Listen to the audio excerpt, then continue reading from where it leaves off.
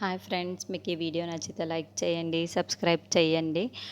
Tender వేయడానికి రాజు వాళ్ళు వస్తూ ఉంటారు. ఇంతలో సంపత్ కంపెనీ నుండి భార్య కూడా వస్తూ ఉంటుంది. అది చూడగానే అక్కడున్న రాజు అయితే చాలా కోపంగా, ఏంటి కావ్య ఇక్కడ ఉంది అని చెప్పేసి అనుకుంటూ ఉంటాడు. ఇంతలో అక్కడున్న రుద్రాని అయితే ఈ వంకతో రాజుని బుట్టలో వేసేసుకుని మళ్ళీ ఇంటికి దిగబడిపోతాం అనుకుంటున్నావా అని చెప్పేసి అడుగుతూ ఉంటుంది.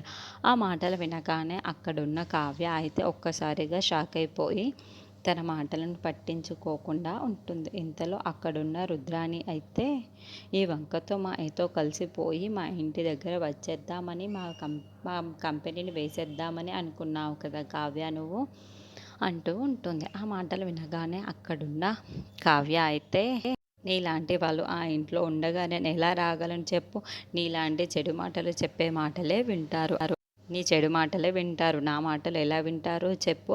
అయినా నువ్వు కాపురాలు కూల్చేసే మనిషివి కదా, అందుకే ఆయన నీ మాటే వింటున్నాడు, నా మాటలు ఎందుకు వింటున్నాడు చెప్పు అని చెప్పేసి అనుకుంటూ వెళ్ళిపోతూ ఉంటుంది. ఇంతలో అక్కడున్న రాజు అయితే తన లోపలికి వెళ్తూ ఉంటాడు. ఇంతలో సంపత్ తనకి ఎదురవుతూ ఉంటాడు. ఇన్నాళ్ళు నీ కంపెనీ నాకు అడ్డుగా ఉండేది, ఇప్పుడు ఇక నుండి పై పై ఎత్తులకు నేను వెళ్తాను, ఇక నుండి నా కంపెనీ నీకు అడ్డుగా మారబోతుంది అని చెప్పేసరికి అంటూ ఆ మాటలు వినగానే అక్కడున్న రాజు అయితే ఒక్కసారిగా షాక్ అయిపోతూ ఉంటాడు.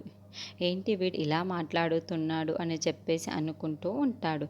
ఇంతలో అక్కడున్న సంపద్ మాత్రం, అవును రాజు, అది గుర్తుపెట్టుకో, ఈ ఎక్స్పెరిమెంట్ వల్ల నేను అనుకుంటే ఏంటో నీకు తెలుస్తుంది అని చెప్పేసి అంటూ ఉంటాడు. ఆ మాటలు వినగానే అక్కడున్న రాజు అయితే ఒక్కసారిగా షాక్ అయిపోయి వీడి మాటలను పట్టించుకోకుండా వెళ్ళిపోవడం చాలా మంచిది అని చెప్పేసి అనుకుంటూ అక్కడి నుంచి వెళ్ళిపోతూ ఉంటాడు.